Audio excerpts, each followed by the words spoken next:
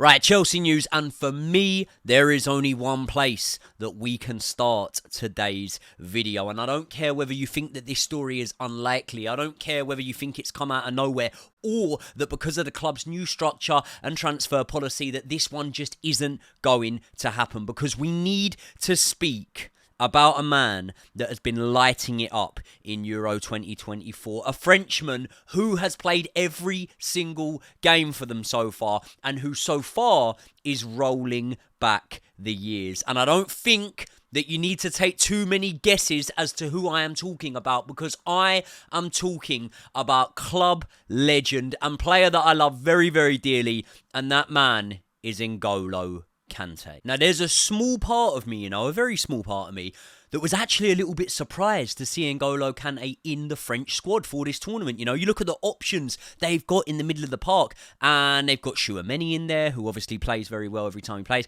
Camavinga, I know, is in defence, but he's also played in that defensive midfield role, and they have got plenty of players who could be starting for top Premier League clubs, who maybe are starting for top Premier League clubs, that got left at home this tournament. Malo Gusto from Chelsea did not make the French squad. Nkunku from Chelsea did not make the French squad, and a whole host of other names. So when I saw N'Golo Kante in there, I was somewhat surprised. Where I was surprised was to see him in the starting lineup for every single game so far. But where I'm not surprised is the fact that when you put N'Golo Kante on a football pitch, if he is fit and firing, he's probably going to be the best player in your team. And so far, in my opinion, he has been the best player in the French team. France have not yet hit top form, but Kante's individual performances have come in for many plaudits. Now, when Kante left Stamford Bridge, I think we were all extremely sad. I know I definitely was really, really sad. But at the same time, I think that maybe we felt that it could have been the right time for Kante to move on. Because when you look at his last season playing for Chelsea, when he was on the pitch, he was brilliant, but he was never on the pitch. He was literally injured the whole season.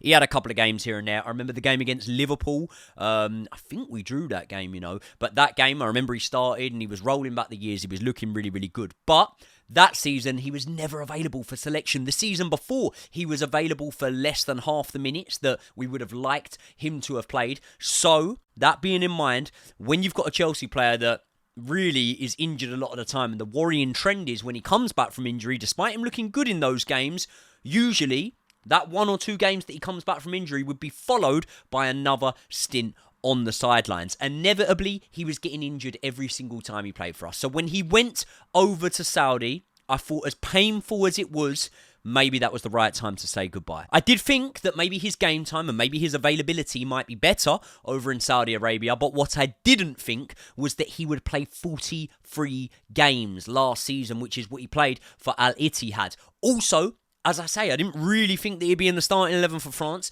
and he has, and he's played really, really well. And despite being on astronomical wages and having a couple of years left on his Saudi contract, what a lot of people are now thinking is, as beautiful as that sunset might be, did you sail off into it a little bit too early? Because when you're playing at the top level for France and you're playing hard games every couple of days, it would suggest to me that potentially those injury worries are now behind you. And if they are now behind you, at 33 years old, maybe N'Golo Kante, despite doing everything already in the game, is looking at it and going, do you know what?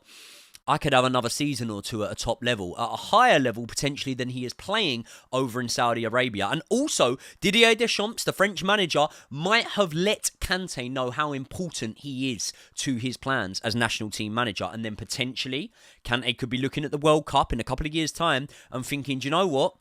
I'm actually feeling good. And I'm feeling like, okay, my age might be 33 years old, but I'm not feeling 33 years old. And I think when I'm 35 years old at the next tournament, I still think I could be doing it. I still think I could. And maybe Kante is right to be thinking that. But that could all just be speculation made up in my own head, couldn't it? How do I know what N'Golo Kante is thinking at this moment in time?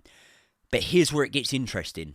Because bookmakers have now slashed the odds on a Chelsea return for N'Golo Kante. And they have put Chelsea as a 7-4 favourite for N'Golo Kante's next club. Now, maybe this is just a case of pattern recognition, N'Golo Kante played for Chelsea. We love him. He loves us. Wouldn't it be great if he came back? But maybe, as lovely as that sounds, it's just not likely. But surely the bookmakers must have some sort of theory there, some sort of weighted suspicion or indication that something is going on behind the scenes here. Because to slash the odds from where they were at to all of a sudden Chelsea being backed in as a favourite to sign N'Golo Kante next, there must be something leaning the bookmakers towards slashing those odds. And now midfield reinforcement, especially after just signing Kieran Dewsbury-Hall, probably isn't top of our priorities right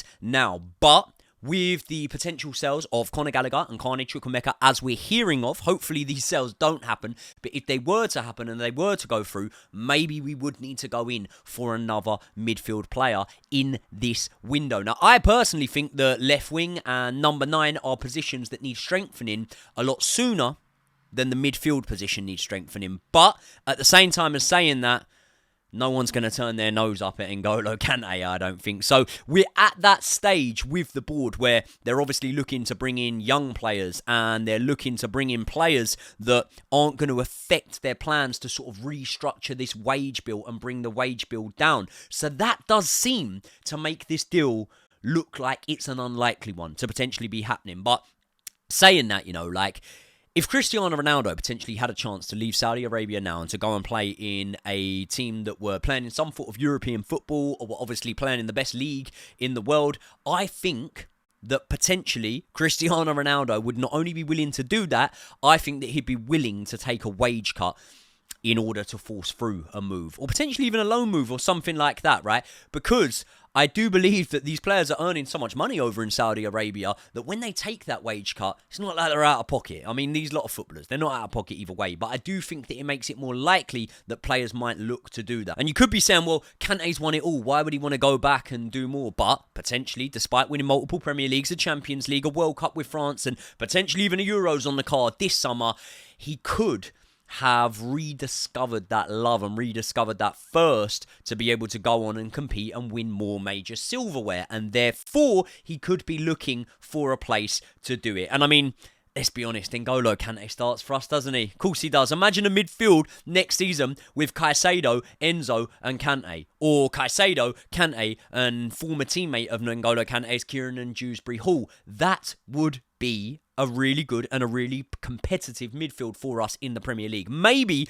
he could be a senior player who shares out the minutes and doesn't have that weight on him that when he is on the pitch, he needs to be the difference maker for us. Because I think that when you look back to the spell under Graham Potter, and obviously finishing off with Frank Lampard, it very much was a weight that N'Golo Kante had on his shoulders. That is, when you come back, you need to help Chelsea, you need to transform our fortunes, and you need to drive us on as a club, or back to where we were before. And maybe now things have settled down, that role of coming in and playing for Chelsea might now suit N'Golo Kante a little bit more. I mean, they spent a lot of money, didn't they, this ownership, on Caicedo and Enzo Fernandez, and they definitely thought of that as being a double pivot that could push us on. And so far, it hasn't really transpired to have been what they thought it was when they spent the money on it. So maybe they're looking at N'Golo Kante and thinking, I'll tell you what, they could learn a lot from you. They could learn a lot both on the training ground, both in the wisdom you pass down to them, and maybe it could be worth bringing N'Golo Kante in for these guys to learn off and obviously to help both of their developments. But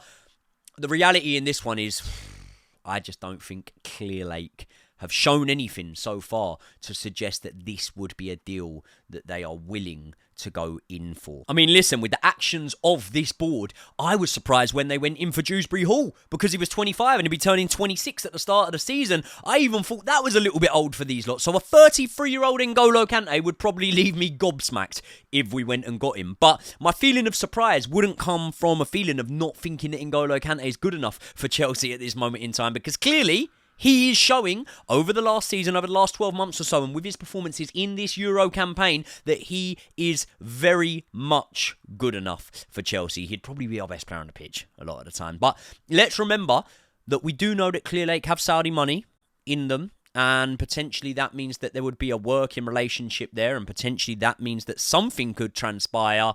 I don't know. Let's see if this is just a random event in terms of the bookmakers slashing those odds, or let's see if this has some legs to it over the coming days. Right, let's move on to Calafiori. Now, he is a left-footed centre-back that can also deputise as a left-back And apparently, Chelsea are interested in the Italian. However, the elephant in the room here that we need to address is that Arsenal are also said to be in for him. And despite my love for Chelsea Football Club, we've got to be a realist here. And we've got to look at the fact that if you are a player, from the player's point of view, you're probably going to side with going to Arsenal. Probably. Because, obviously, he has no ties to Chelsea. Arsenal have Champions League football. They'll probably be closest to Manchester City next season. And if what we're led to believe that Manchester City have a higher chance of being hit with a hefty points deduction, that would tell you that Arsenal are probably going to be favourites if that happens to win the Premier League. And obviously, they've got a formidable, partnership in Saliba and Gabriel. And I think that Gabriel is brilliant. I think that Gabriel is unsung in a lot of ways, underrated in a lot of ways. But I also think that I wouldn't be disrespecting him too much to say that he's potentially the weaker link in that partnership. I don't really think there's a weak link. I think they're both brilliant. But I think Saliba, at the age he's at and what he's doing and just his physical ability, is the one that's further on than Gabriel. And obviously Gabriel playing on the left-hand side of that partnership means that maybe Calafiori, have I pronounced that right? I think I have. Could be looking at that and could be thinking, do you know what?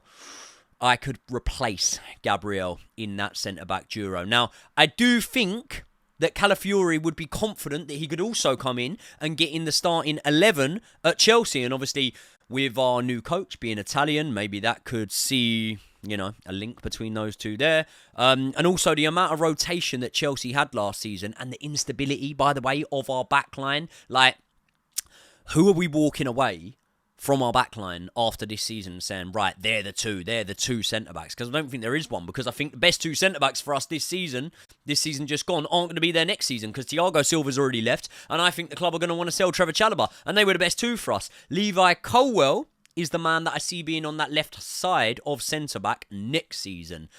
But Levi Colwill had his injury problems last season. I do think that he's a great player. I do think that he's a player that I really, really want to build around. But potentially Calafiori could be looking at that and could be thinking, okay, I could come in there.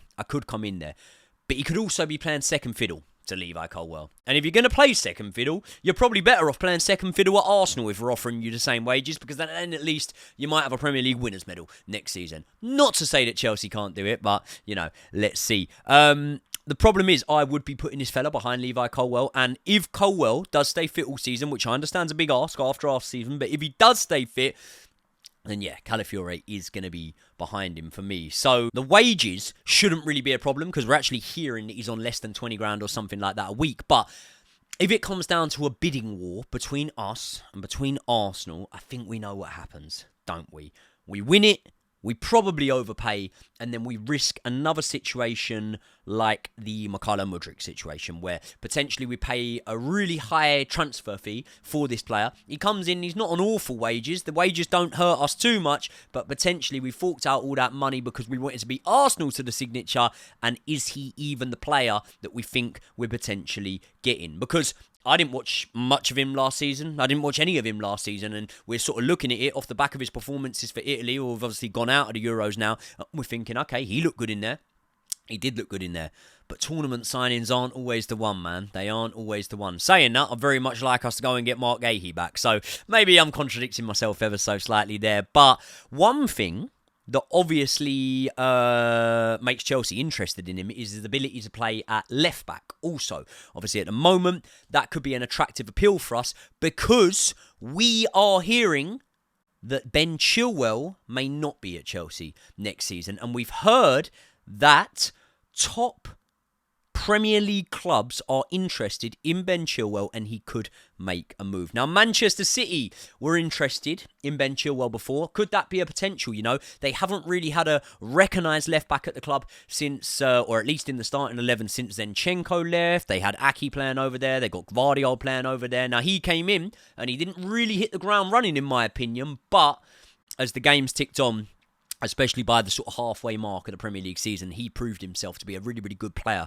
for Manchester City. But I still feel like he's a centre-back. So it would make some sort of sense that Manchester City could be in for him. And despite an underwhelming season, I don't doubt that top clubs on the whole would be in for him, because a 27-year-old Ben Chilwell is still an appealing prospect. Still a player that potentially these teams could feel like they could get the best out of. Now, there was a match this season when we needed a win, right?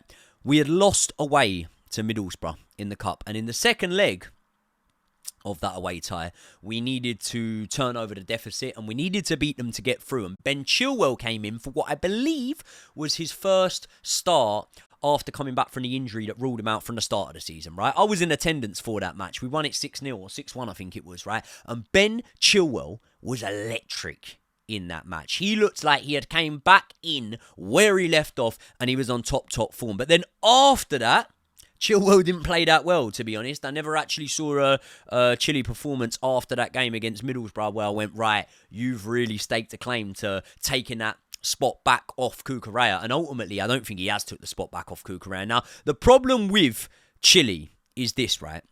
In his debut season, he comes into Chelsea, he starts 27 league games. Some of the games he doesn't start it because he wasn't selected in the starting 11, not because he was injured. However, the following season, because of injuries, he starts 6 league games, okay? 15 starts the season after that, and just 9 starts last season. So, despite football not always working like this, your wage bill wants to have your best and most important players at the top of it, okay? So I'm not saying that Chilwell isn't one of our best players. I'm not saying he isn't one of our most important players at the moment. But we've got to look at reality and say, despite when Ben Chilwell is fit and firing, him being a brilliant player, the last 3-4 years have showed us he's not fit and firing all that much. And for a man that hasn't started over 15 games in the Premier League in the last 4 years and is on 200 grand a week, I think that starts to force our hand and think that starts to make us need to make a decision, if I'm being honest. So, do we persevere? Do we maybe look at the N'Golo Kante situation that I spoke about earlier in this video and say where he left and all of a sudden his fitness improved? It happened the same way for Ruben Loftus-Cheek, didn't it? It happened the same way for Christian Pulisic. So maybe when these injury-ridden players go elsewhere and find form, maybe we could regret it. And maybe we could look at that Chilwell move and go, oh, we could really do with him now.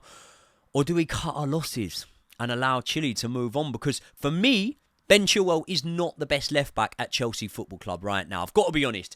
Cucurella has taken over from him, hasn't he? This season, for me, he's been our number one, and Cucurella has been a great player for Chelsea so far.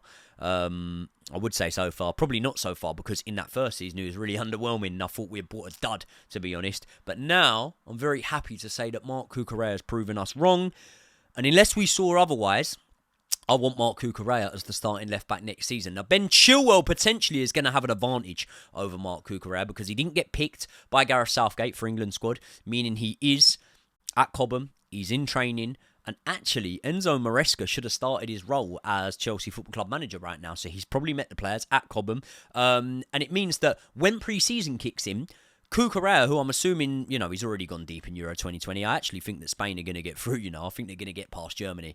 But if Cucurella does do that, he's gone deep into the tournament. He is not going to start off pre-season playing left-back for Chelsea. Ben Chilwell could, and he could impress Enzo Maresca, and then potentially he could be battling it out. But in a nutshell, if the wages weren't an issue, yes, I would keep Chilwell. I'd let him battle it out with Cucurella for a starting berth. And when I was growing up, we weren't bothered about footballers' wages. Sometimes we looked at the transfer fees they were bought in for, but more often than not, we didn't care about any of it. It mattered what you're doing on the pitch. But now, the wages sort of do matter. And I understand that maybe that's part of getting older and maybe that's part of football changing as my lifetime goes on. But the wages really do matter now, because when you look at players like Ben Chilwell, Raheem Sterling, Romelu Lukaku, and they're eating up a big portion of that wage bill, and you look at them and you go, how important are you for Chelsea Football Club?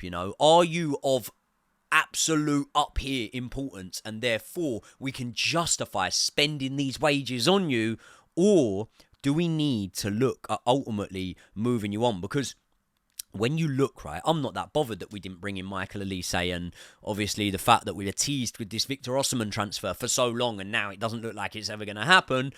I'm not that bothered about it. But I do think that we would have more wiggle room when it comes to bringing these players in if we didn't have the likes of Raheem Sterling, of Lukaku, potentially a Ben Chilwell, someone like that on our wage bill. I think we'd have a bit more wiggle room. So wages should reflect the importance of that player to the team. And at the moment, I can't say that the guys I've just named are crucial players for Chelsea Football Club to kick on and be where we want to be next season. So if the deal made sense, I can't help but feel like maybe Ben Chilwell, who I perceive to be playing a lesser role at Stamford Bridge in comparison to where he has been, maybe he'll move on. Maybe at 27 years old, having just missed out on the Euro squad, even though he was actually fit, and in my opinion, should have gone, by the way, because he'd be playing right now. Yeah. Maybe he might look at things and think, okay, if I'm not guaranteed a starting berth for Chelsea anymore, which obviously with a signing of Marc Cucurella, he's probably not, then maybe he would look to move on and to get more game time somewhere else. So I'm not saying I want Chile gone, but I am saying with the redemption arc of Cucurella and the form he's been in, I rate him as number one. So I think that maybe it might make sense to let Chilwell go in this window and then maybe bring in a more suitable backup option for Cucurella. We've obviously heard about players linked. The ironic thing is we've let go of Lewis Hall and we've let go of Ian Maatsen, who weren't on high wages and would have been more suitable options there. So that's the problem with this. But I think that maybe you're going to start to see us linked with left-backs, because ultimately I don't think Cucurella or Chilwell are going to be happy rotating the minutes. I both think they're going to want to be in number one. And on the performances and the availability we've seen, I'd put Cucurella there. So I'm really interested to hear what you guys think about everything I've covered in this video. Am I reading too much into those odds being slashed on Kante's next club being Chelsea, or do you think there's a valid reason why those odds have been slashed? What do you think about Calafiori? Do you think that he should be coming into Chelsea Football Club next season, or do you think that potentially with a high transfer fee, despite the wages maybe being low, with a high transfer fee, which if there's a bidding war, which it might end up being, we should look to address other areas of the pitch before we do that? For me, if the option was between bringing him in or keeping hold of Trevor Chalobah, I'd keep hold of Trevor Chalobah. So I don't know. And as for Ben Chilwell, what do you think? Am I being harsh here, or am I being logical in my stance on Ben Chilwell? To just nail it home, I'm not saying I want Ben Chilwell gone. I'm just saying, if it comes to a point where it makes sense, and maybe a Man City come in with a transfer fee potentially, maybe we should move him on. Maybe we should. People, let me know your thoughts. And also, I touched there on pre-season. I've got a good little video plan for you guys. I am going to speak about the pre-season. I'm going to speak about what players will be ready and available for selection straight away for Enzo Maresca. I'm going to speak about what we can expect to see from those players. And we will ultimately touch on the Wrexham game that is this month. It's in about 20 days, 3 weeks from now. So we'll speak about that one. People, let me know all your thoughts as usual. If you are not already, please subscribe to the channel, because we've been on about 93 or 94,000 subscribers for quite a while now. And I really want to get up to that 100k mark. Do you think we can do it for the start of the season? It's going to be a push, isn't it? But you know what to do. If you're not subscribed already, please make sure you subscribe, and I will see you all in the next one.